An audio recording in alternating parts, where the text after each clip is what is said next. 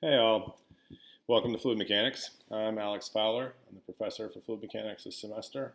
The point of this video is to introduce you to the concept of the flipped classroom. So for this class, I'm going to be teaching it in the flipped classroom model. And the flipped classroom model, class time will be dedicated to problem solving, quizzes, assessments, games, competitive activities, and all the lectures, pretty much all the lectures, will be delivered by video in short segments. This video, for instance, is, we hope, going to be less than 7 minutes, and most of the videos will be about 7 minutes long.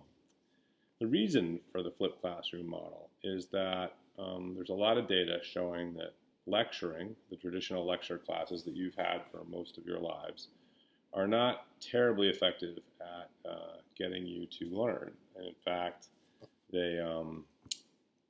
you can listen to a lot of lectures and not absorb very much of what's going on. And there are a couple of reasons for that. We know pretty well that people can only pay attention for about 15, 20 minutes before they start to zone out. That doesn't mean you might not come back in and notice other things or somehow get re-engaged, but it's very hard to have continued, active engagement, listening to someone in a passive way for more than about 15 minutes. So lectures tend to struggle with that since they tend to be a lot longer than that. But another thing is it simply just doesn't seem to be a particularly good way of getting people to remember information or to understand information. And there were a lot of studies done in the physics community that showed that simple lectures, no matter who gave them, really only increased student understanding of concepts by about 10%. So if students came into a class maybe knowing 25% of the concepts that they thought that were relevant to the class, and they listened to a semester-long course, they'd come out of that physics class knowing 35% of the concepts. So not a big improvement. And they showed this in class after class after class, and it doesn't really matter what level the students come in at. Students at elite universities might come in with more initial knowledge, so they might come in with 50% of the concepts already known, but the lectures then would only get them to 60%. So it really has been shown pretty definitively that simple lecturing, no matter how well done, is not a very effective way to get people to understand. The way you counteract that is you make the classroom much more active.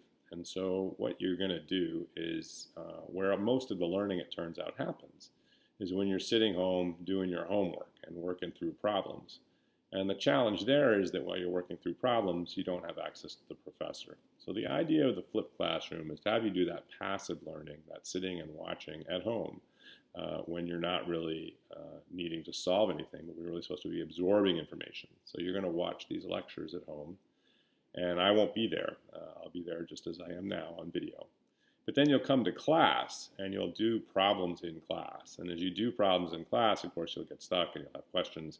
But you'll have your classmates around you. You'll have me there to help you. And that way you'll be more engaged in class, and it turns out you'll probably learn a lot more. So that's why we're doing the flipped classroom. So what is the flipped classroom going to be like? Well, every day there are going to be a series of lectures that you are responsible for watching. So for every class, you are supposed to watch the lectures before you come to class. It'll be very clear which lectures these are. There will be 4 to 6 of these lectures. They will be shortish. They will be 4 to 8 minutes long. And you will be required to watch, as I say, 4 to 6 of them for preparation for every class. When you get to class, you'll be expected, of course, to have watched the lectures. And so every class will start with an assessment of whether you actually did that. So there will be a quiz at the beginning of every class. It will be small, it will be short, but it will be relevant to the lectures that you watched. It's not a matter of having to necessarily work a difficult problem. It's just to make sure that you actually did watch the lectures that you were supposed to watch before class. After that, there might be a little bit more lecturing. One of the things that I will be doing is asking you as a group what parts of the lectures that you watched the night before did you not understand, or did you feel needed more clarification. And if there are such areas, then I will try to elaborate on the spur of the moment on any concepts that you didn't quite understand from the prior night. So there will be some lecturing, and there might be some additional lecturing, but that lecturing in the class time will be relatively short. Again, no more than, say, 5 to 10 minutes, we hope, if all goes well. So what will you be doing in class? Well, in class, you'll be doing things like problem sets. You'll solve homework problems individually as in groups, but they won't be homework anymore. They'll be classwork. So you do the equivalent of homework in class. You'll have quizzes. You'll play competitive games. You'll have group projects. You'll do lots of active things to test your learning and to advance your learning, all of which involves engaging with the subject matter actively rather than passively listening to me talk. So that's what we're going to do. And there will be no assessments that you hand in on work that you do outside of class. I will post practice problems for you so that you can practice problems to get prepared for tests and on quizzes and things, but those won't be handed in. You can do them or not do them as you choose. I certainly would recommend that you do some of them, and I will post solutions in most cases, but you won't hand them in. So whether you use ChatGPT or your best buddy who took fluids last year or the solution manual that doesn't exist, won't matter because you won't be accessing those things, won't help you in terms of your grade. So there's no real point in doing it. Or CHEG, also not useful. So all those things become irrelevant because all the assessments which actually count will be in class. In order to do in-class assessment, of course, you need to arrive prepared.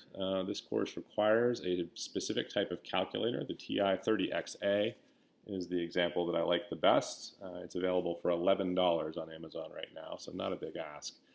So you can have that calculator and your other more powerful calculator too, but the TI-30XA doesn't do much. And that's the calculator you'll be required to use in my class all the time. Other calculators, I think, weaken your mathematical skills, essentially.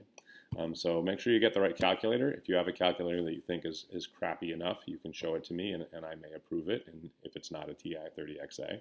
But the TI-30XA, as I say, can be purchased right this second, brand new, for $11. And it's never more than 20. All right, so that's what we're going to do, and I hope you all enjoy it. I think that we will enjoy it. I will say that this is my first time doing a fully flipped classroom. I've always been pretty active in terms of learning style. I always engage my students a lot.